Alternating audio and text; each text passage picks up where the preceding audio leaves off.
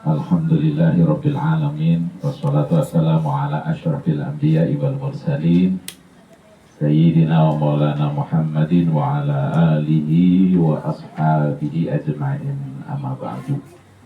Yang terhormat Sahibul Bait, wakil beserta keluarga, bapak-bapak, ibu-ibu sekalian yang berbahagia, alhamdulillah kita bertemu pada kesempatan siang hari ini. Waktunya agak, kalau mata itu udah mulai agak sepet ya, Pak Dul ya. Sudah agak redup-redup. Ayo ting-ting makan opak. Beli 5 habis 4. Ya. Grup Sotun tidak memang kompak. Insya Allah akan makin hebat. Alhamdulillah, hari yang berbahagia bagi kita semuanya, khususnya saya sama soulmate saya. Iya. Tadi pagi itu ada senyumnya, tapi ada ngambeknya. Iya. Karena gelang yang saya janjikan emasnya lagi mahal. Gak kuat beli emas hari ini yang harganya katanya sudah berapa Bu hari ini? Sudah 3 juta. Akhirnya gelang besinya saya pakaikan lagi. Jadi di tangan kanannya hari ini ada gelangnya. Tapi alhamdulillah begitu datang ke sini dinyanyiin ini udah seneng banget. Insya Allah nih seminggu lagunya masih keinget saya. Bakalan keulang minimal setahun ini nggak akan ada yang diulang lagu ini. Begitu kan ya Bu ya? Terima kasih ibu-ibu yang sudah menghibur istri saya dan sudah mengurangi dosa saya.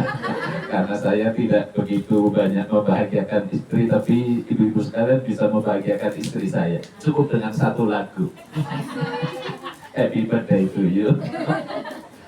Baik ibu-ibu sekalian, izinkan saya tausiahnya tidak panjang-panjang, karena insya Allah kalau kumpulnya kita di majelis yang niatnya, kira-kira ibu-ibu niatnya hari ini mau apa Bu? Mau ngaji? Apa mau tampil?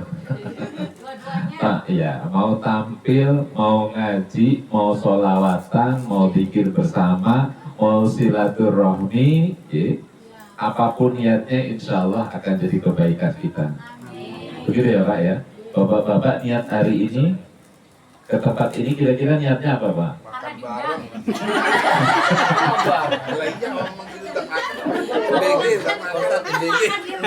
Udah siap kan ya? Ya. Kayaknya cuma sebentar saya hanya memastikan itu yang disiapkan kira-kira begitu saya selesai waalaikumsalam. Udah siap dari tadi Pak. Oh sudah siap dari tadi. Alhamdulillah. Berarti bapak-bapak hari ini niatnya mau bersama-sama makan bareng biar berkah. MBG, Iya. tadi. MBG apa itu sih? Makan berkat gratis. Oh, iya, karena hari ini itu kita jarang makan bareng. Kecuali ada saatnya kita memang diundang. Dan hari ini kita diundang bersama untuk makan bareng, insya Allah ini jadi berkah. Karena fa'innal barokata ma'al jama'ati. Bisa di apa nggak nih kira-kira tuh? Kulu jama'atan. Ini hadis Nabi yang sudah sering diulang gitu ya. Makanlah bersama-sama. Fa'innal barokata ma'al jama'ati. Karena berkah itu ma'al jama'ati bisa diperoleh dengan cara bersama-sama, berjamaah. Jadi makan kita yang berjamaah itu lebih nikmat lagi. Bukan hanya berjamaah dalam hal makan sebenarnya. Kita kumpul bersama juga itu kebaikan bersama, datangkan berkah insya Allah dari Allah Ta'ala untuk kita makin banyak lagi. Ini yang saya kira yang pertama. Jadi tidak usah diceramahi. Kalau ibu-ibu yang biasa mukul rebana apa nepok rebana apa ngapain sih Bu, kalau ditabok apa ditepok apa dipukul? Oh dipukul ya. Iya. Jadi hanya di grup qasidah, grup rebana, mukul itu jadi boleh. Ya, kalau di luar kan mukul jadi kriminal kan?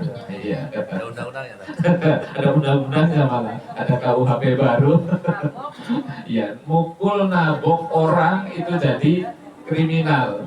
Jangankan mukul gitu ya, nyinggung orang itu juga bisa dipidanakan gitu ya. Mengupload orang, foto orang belum dapat izin dari yang bersangkutan itu juga bisa jadi kriminal. Tapi di sini alhamdulillah nabok saja insya Allah berpahala Bu. Iya. Naboknya ibu-ibu sekalian, mukulnya ibu karena yang dipukul sambil sholawatan, yang sambil mukul sambil, kalau kata istri saya ngertinya nyanyi ya. Kalau menurut ibu-ibu ini nyanyi apa-apaan? Sholawatan. Ya kalau bagi yang kita yang biasa nyanyi ya inilah nyanyi yang lebih mendekatkan diri kita kepada Allah Subhanahu wa Ta'ala. Itu yang kedua. Ada kita dengar ada dulu ya sih. Apa kita sudah bisa tuh? Ya, berarti sebentar kita tunggu ada selesai nanti kita.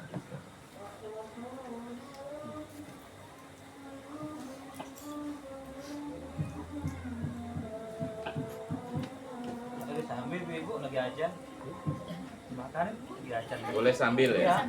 ambil ntar fokus Dari tadi sebenarnya mau makan, cuma ditutupin, jadinya nggak jadi. Ajan nggak boleh makan. ajan nggak boleh dengan ajan boleh.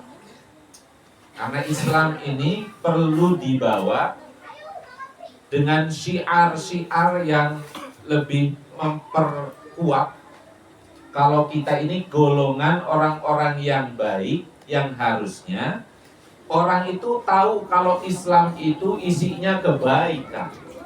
Kalau Islam itu isinya kemanfaatan. Islam ini isinya banyak kemaslahatan. Gitu ya. Maka perlu ada yang disebut dengan syiar. Nah, qasidah ini bagian dari syiar ajaran agama yang dibalut dengan budaya, gitu ya.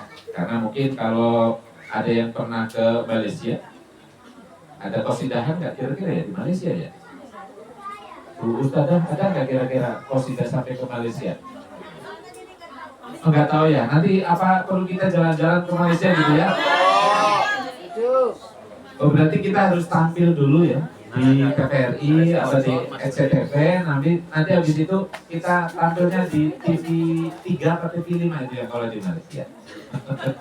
Kita bisa jalan-jalan ya. Ini sekali lagi Bapak dan Ibu rahimakumullah, saya ingin sampaikan satu hadis yang ini mengisyaratkan kepada kita bahwa kumpulnya kita dalam sisi-sisi yang mungkin zikir, betul-betul zikir, yang mungkin tidak ya.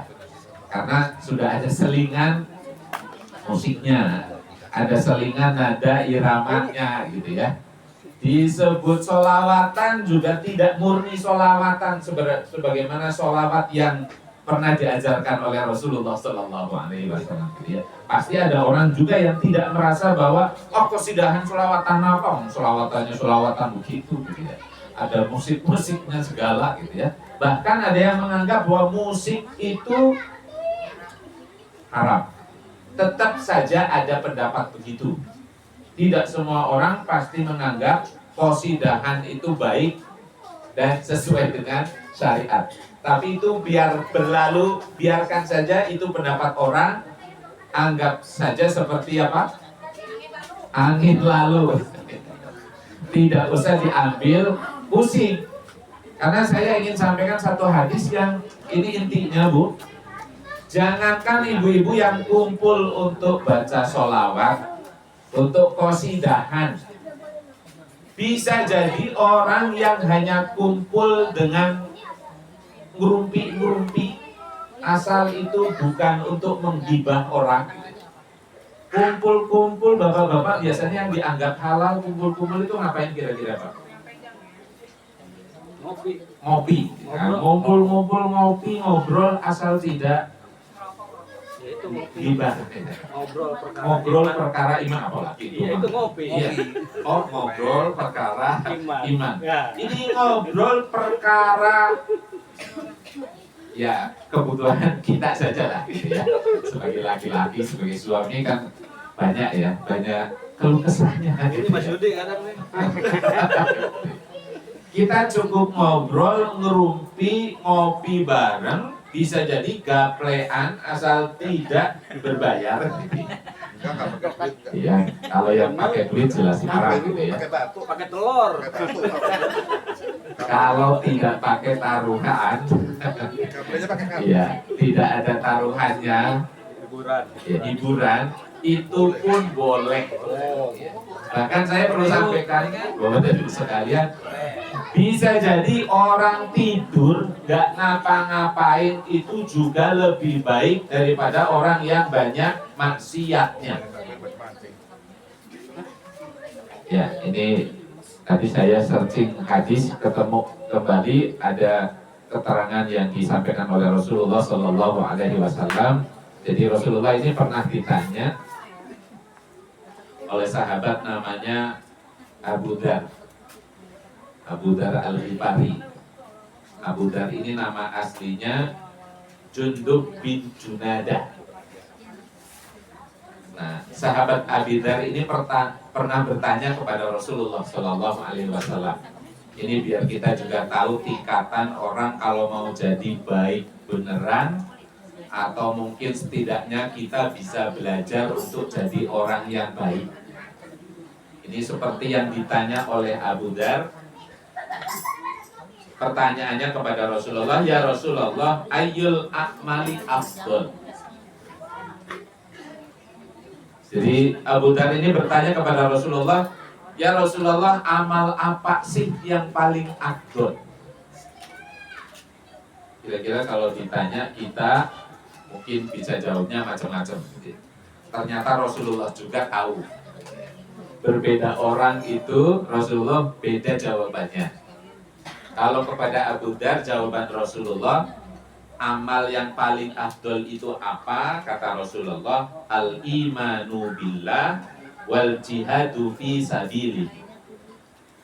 Amal yang paling afdol itu iman kita kepada Allah, dilanjutkan dengan jihad fi sabilillah, berjuang di jalan Allah Subhanahu wa ta'ala. Itu amal yang paling afdol.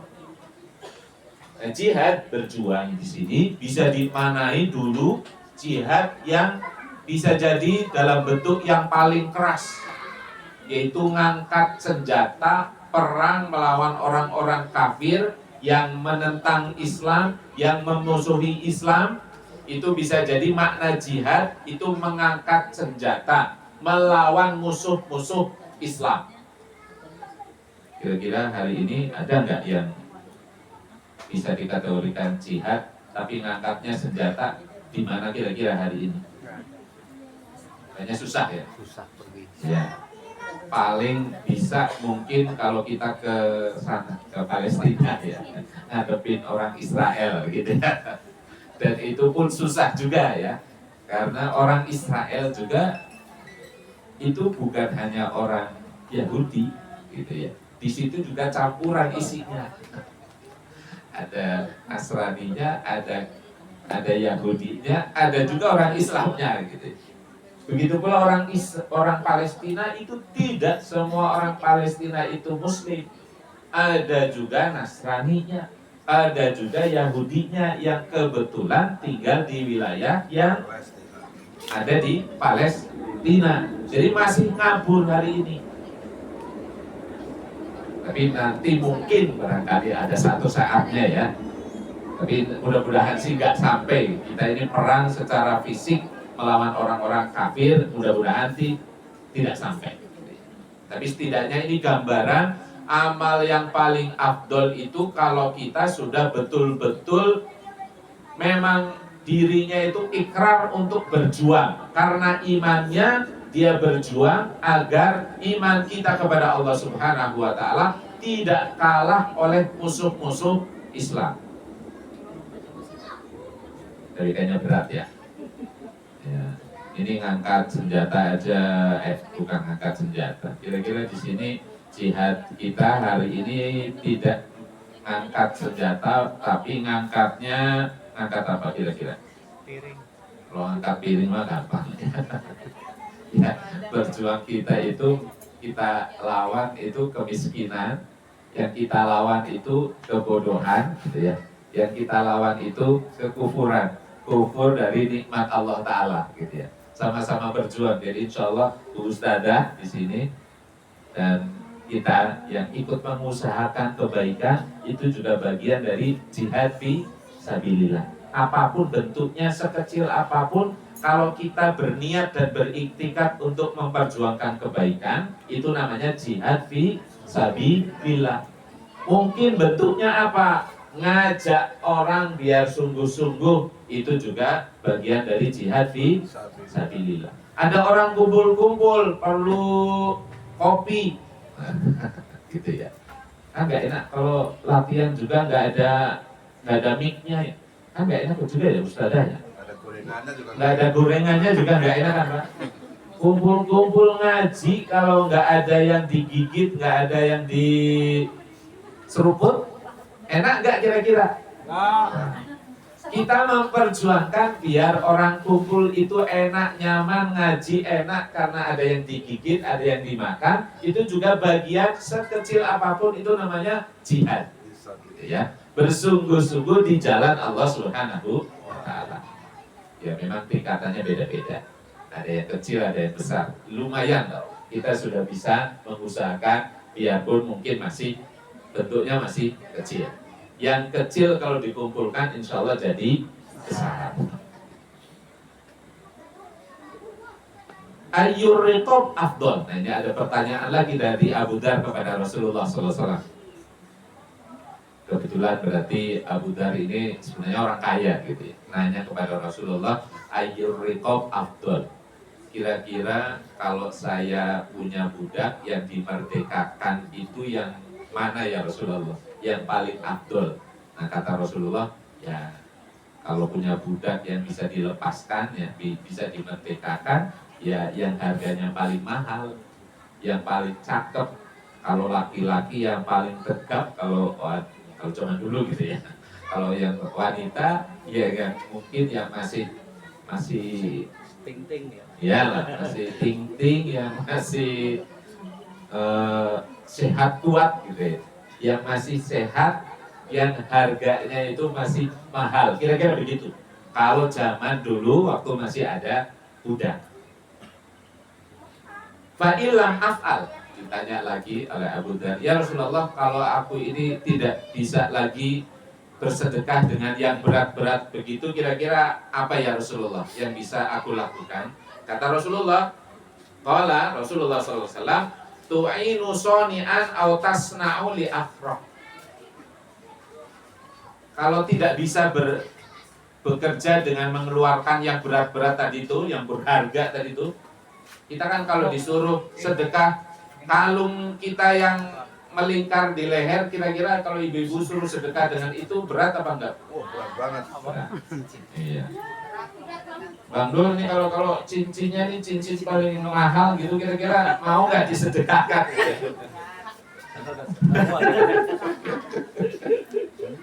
Kalau kita punya sesuatu yang mahal, kalau diberikan ke orang kira-kira berat apa enggak? Berat. Agak berat memang, atau memang berat sekali gitu ya, karena itulah yang disukai. Padahal yang disukai itulah yang paling banyak keutamaannya, gitu ya. Ini kalau firman Allah Ta'ala yang disampaikan kepada kita kaum muslimin, lan tanalul birra hatta tunfiqu mimma tuhibbun. Tidaklah akan dapat albirra, kebaikan yang hakiki, kebajikan yang sesungguhnya, hatta tunfiqu mimma tuhibbun, sampai kamu sekalian itu bisa berinfak, memberikan infak, sedekah, sumbangan mimma tuhibbun, dari sesuatu yang kalian cintai, yang kamu sekalian sukai. Jadi kalau yang namanya sedekah, infak yang terbaik itu infak yang bagaimana, Bu? Infak dari sesuatu yang masih kita sukai. Ini cara orang tua kita dulu kalau panen gedang, pisang ya, panen pisang. Orang tua kita tuh dulu ngajarin kalau panen pisang, bagian yang paling atas sama bagian paling bawah itu yang dikasih ke tetangga, yang atas apa yang bawah? Bawah. Yang paling kecil lah. Yang bawah biasanya. Kalau di kampung saya yang paling atas, Bu, yang disedekahi, yang tuan rumah bagian yang paling kecil, yang paling bawah. Itu kalau di kampung saya. Begitu. Iya, karena yang paling bagus itu yang bagian atas. Kalau pakai yang paling kecil, yang di bawah itu kadang udah nggak enak lagi. Terus nonton gitu deh. Kayaknya begitu. Tapi ya sebagian yang pelit, yang dikasih yang paling bawah, yang protolan, yang sudah nggak ada harganya kalaupun dijual. Kira-kira ibu-ibu, kalau ada baju di lemari yang banyak, kalau mau yang disedekahin itu kira-kira yang bagian yang mana? Bagus. Yang bagus apa yang sudah nggak kepake? Yang udah nggak kepake. Yang masih ada plastiknya apa yang kancingnya udah mulai protol? Bekas. Yang warnanya masih mengkilap apa yang sudah bulukan? Yang udah bulu. Kayak saya ibu mah. Biasanya udah Oh, kecilan kan. tergantung, ya. Jadi saya ingin mengingatkan kita semuanya gitu ya, kalau mau bersedekah, mau berinfak itu dari yang masih kita sukai. Jangan yang kita sendiri sudah ogah ngeliatnya, ogah makainya, baru tuh dikeluarin, diinfakkan, sumbangan untuk pesantren, untuk anak-anak yatim. Tapi itu padahal lagi ngurangin beban lemari. Biasanya gitu. Daripada ngerepotin, mendingan dilungsurin untuk anak-anak yatim, untuk korban bencana. Kira-kira baik apa bagus itu, Bu? Ya, alhamdulillah udah paham. Iya. Bagusnya cuma satu, kita tidak mubadir itu toh. Tapi manfaat dari sedekah kira-kira bisa kita terima atau tidak? Ya, kita bisa bertanya sendiri gitu ya. Karena tadi tuh kata Al-Quran, lan tanalul birra hatta tunfiqu mimma tuhibbun. Tidaklah kamu akan dapatkan kebaikan kecuali hatta, sehingga gitu ya, tunfiqu, kamu infakkan mimma tuhibbun, dari sesuatu yang masih kalian cintai. Paham kira-kira, Bu, sampai sini? Ya. Oke, saya lanjutkan lagi. Tadi hadisnya Rasulullah, petunjuk Rasulullah untuk Abu Dar masih dilanjutkan. Bagaimana ya Rasulullah kalau saya tidak bisa melakukan yang berat-berat tadi itu? Yang seharusnya yang terbaik kita berikan. Paling tidak kata Rasulullah, tu'inu soni'an au tasna'u li afraq. Kamu membantu soni'an, orang yang bekerja.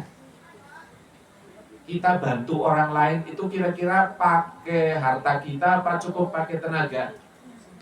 Cukup pakai tenaga. Bisa jadi pakai pikiran, gitu ya. Itu juga bagian dari sedekah, gitu ya. Salah satu bentuk kita sedekah itu juga membantu orang lain. Atau kalau tidak bisa membantu orang yang bekerja, autasna'u li afraq, membantu orang yang kemampuannya lemah. Kita kasih arahan, kita kasih training sedikit gitu ya. Akhirnya dia jadi mahir, jadi pandai, jadi pinter. Itu juga sedekah yang bisa kita lakukan. Termasuk sedekahnya Bu Ustadzah itu, ibu-ibu di sini yang masih geratal-geratul, naboknya belum seragam, suaranya masih iya masih ngalor ngidul gitu ya, nadanya masih belum kompak, iramanya masih belum enak didengar semua orang gitu ya. Itu juga bagian dari sedekah karena membantu orang untuk jadi lebih cakap, lebih pinter.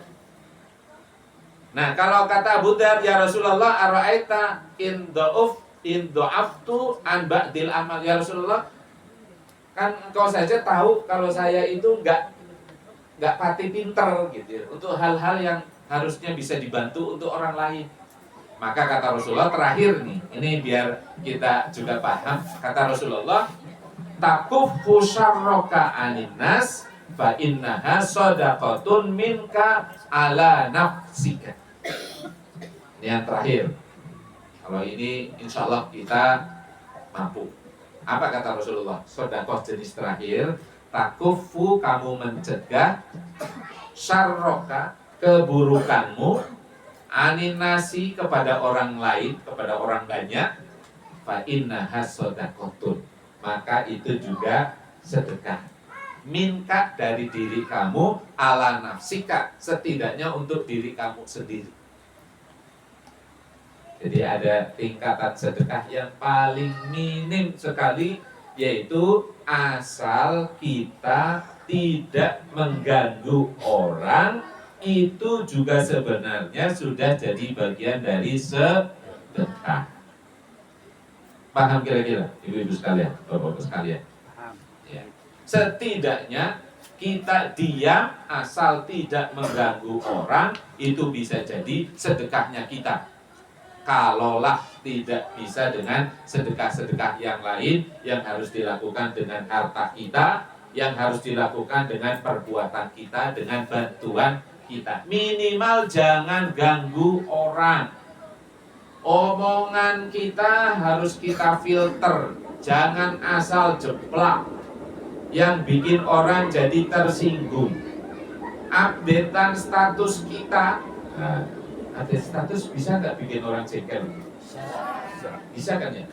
Biarpun update status, tapi ada alamatnya itu ya, nyinggung orang tertentu. Itu juga hati-hati, updatean status kita itu bisa jadi menyakiti orang. Itu kalau disengaja gitu ya, itu akan jadi dosa kita. Karena menyakiti hati orang lain itu juga bagian dari maksiat kita, dosa kita kepada sesama. Minim sekali, udah mendingan daripada ganggu orang lain, mendingan tidur saja di rumah, mendingan diam saja di rumah, biar tidak ganggu orang lain.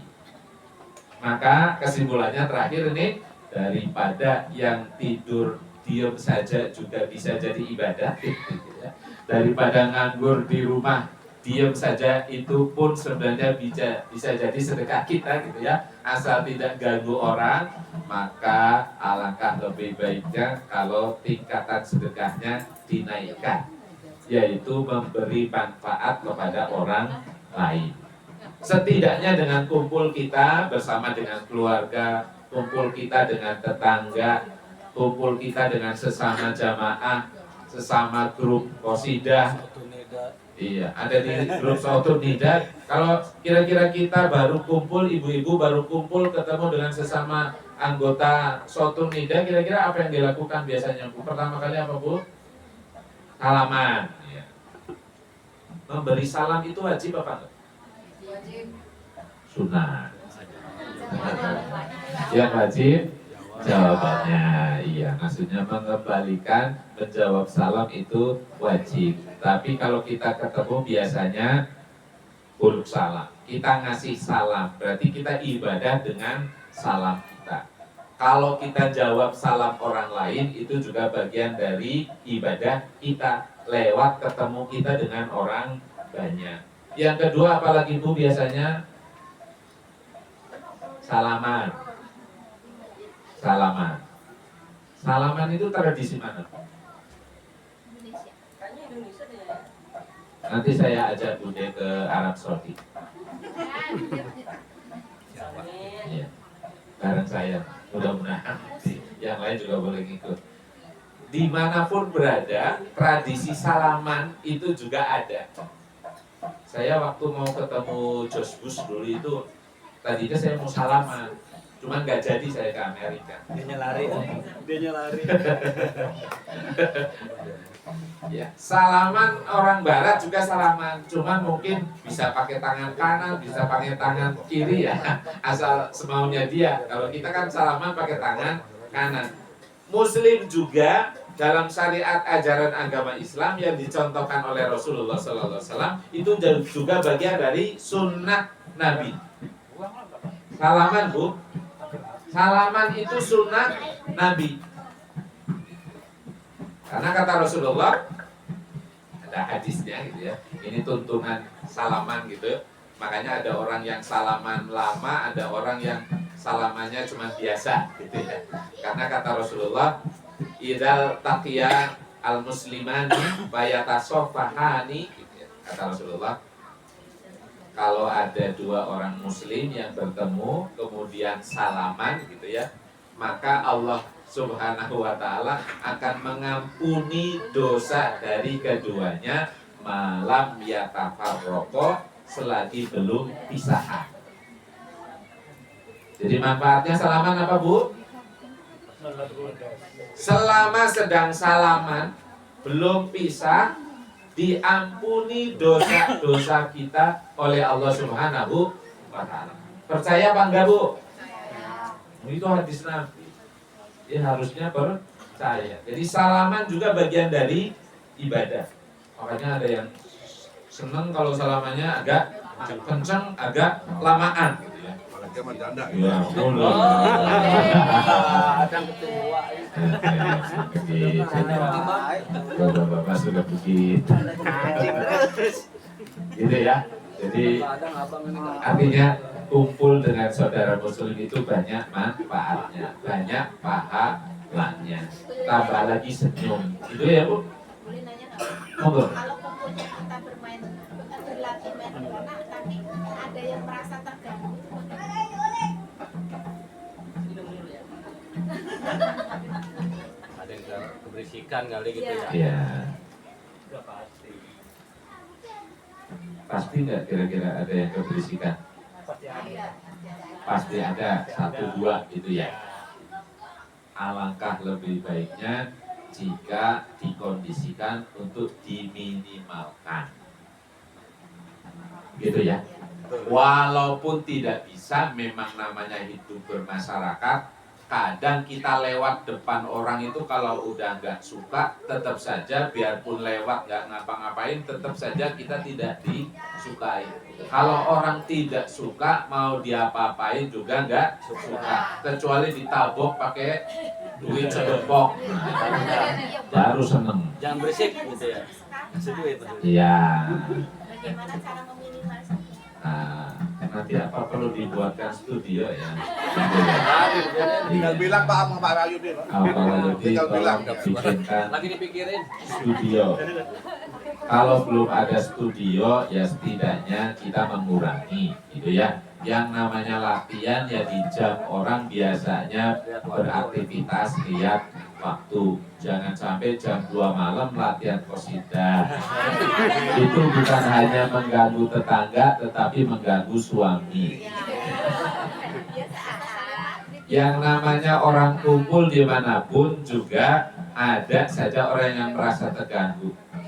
Masjid adzan pun tetap saja ada yang merasa terganggu dengan adzan. Jadi kalau dalam hidup sosial memang pasti ada orang yang merasa suka tidak suka, merasa terganggu atau nyaman-nyaman saja. Itu ya, asalkan kita bisa mengukur dalam batas-batas yang wajar. Wajar kan kalau kita latihannya ya nggak pakai sound korek gitu ya, kecuali yang benar-benar kayak sound korek gitu ya. Sound korek saja kemarin ada yang bilang haram, ada juga ya biarin aja gitu ya. Apalagi yang hanya cuman pakai speaker kecil gitu ya, hanya untuk nyambung biar suaranya bisa kedengar. Jadi yang bisa kita lakukan ya paling mengurangi ya. Kalau mengurangi babar belas ya mendingan sana. Yang namanya hidup sendiri itu ya di hutan monggo. Tapi kalau namanya hidup bermasyarakat, nggak mungkin kita mau tidur nggak ada gangguan sama sekali. Ya kalau nggak mau keganggu ya suruh aja pasang AC rumahnya, yang nggak dengar sama sekali orang mau ngomong apa, mau teriak apa, nggak keganggu. Pakai kedap suara. Iya. Gitu ya, rumahnya suruh pakai kedap suara biar nggak dengar adzan, biar nggak dengar orang pengajian, nggak dengar orang sholawatan. Ya, tapi memang susah namanya hidup bersama. Biar kita tetap rukun, bagaimana caranya? Ya dikondisikan gitu ya. Kata Pak RT itu dikondisikan. Biar tidak banyak yang komplain. Kalau 1-2 yang komplain itu biasa. Yang namanya kebaikan itu orang bangun masjid saja bagi kita kebaikan, tapi tetap saja ada orang yang tidak suka. Adzan yang harusnya memang dikumandangkan juga banyak orang yang tidak suka. Tapi yang jelas kalau kumpul-kumpul di sini sih insya Allah nggak bakalan jeritan gitu ya. Jangan sesuai dengan nadanya.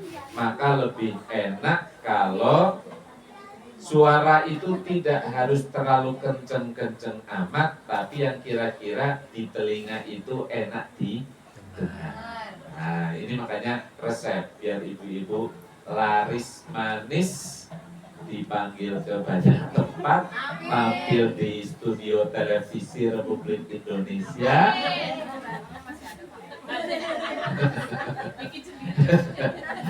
Nah, ibu-ibu suaranya dibikin yang lebih enak. Enak didengar, enak ditonton. Gitu. Jangan pakai bahasa Jawa. Ya dikurangi. Setidaknya bisa didengar enak di telinga. Gitu. Apa nih senyum-senyum? Ya. Baik Bapak dan Ibu sekalian, ini yang perlu saya sampaikan. Insya Allah ini sebagai penegasan kita ya. Kalau kumpul-kumpul kita, apalagi yang ibadah, yang mubah saja boleh, tidur saja asal tidak mengganggu orang itu juga bagian dari ibadah. Bisa jadi sedekah kita, apalagi kalau kita ngumpul dengan orang banyak yang insya Allah akan mendatangkan manfaat untuk orang lain dan manfaat untuk kehidupan kita bersama. Insya Allah ini akan jadi investasi kita semuanya gitu ya, karena hidup kita insya Allah akan jadi lebih bermakna. Karena hadirnya kita itu juga dipenuhi dengan sedekah tadi itu, dengan amal ibadah, dengan ketemu, dengan salaman, dengan senyum. Jadi sedekah kita makin banyak, ilmu kita bisa kita peroleh dengan banyak, termasuk semangat kita untuk beribadah karena kita kumpul dengan sesama orang yang ahli ibadah. Dan itu penting dalam kehidupan kita kaum muslimin. Ketika kita hidup tidak hanya sendiri, tapi hidupnya berjamaah. Demikian Bapak dan Ibu sekalian yang saya sampaikan. Kalaupun tidak banyak, mudah-mudahan jadi manfaat untuk kita semuanya. Insya Allah berarti qosidahnya nanti akan dilanjutkan lagi ya di waktu mendatang. Jadi insya Allah lanjutnya apa? Setelah lebaran Pak. Setelah lebaran ya. Kalau mau ibu-ibu ikut tampil boleh, tapi sambil bangunin sahur. Ikut yang bawa itu. Ya, bawa beduk. Cuman kayaknya sama bapak nggak boleh kan. Lagi waktunya nyiapin sahur. Jadi ini yang saya sampaikan. Insya Allah kita ketemu lagi di waktu yang akan datang. Ibu-ibu bisa kembali nanti lebih bersemangat lagi untuk terus melanjutkan kegiatan yang sudah positif ini menjadi kebaikan kita bersama yang lebih mantap lagi, lebih sempurna lagi. Demikian kurang lebihnya mohon maaf. Allahumma fiqh ila qanitariq. Wassalamualaikum warahmatullahi wabarakatuh. Waalaikumsalam warahmatullahi wabarakatuh.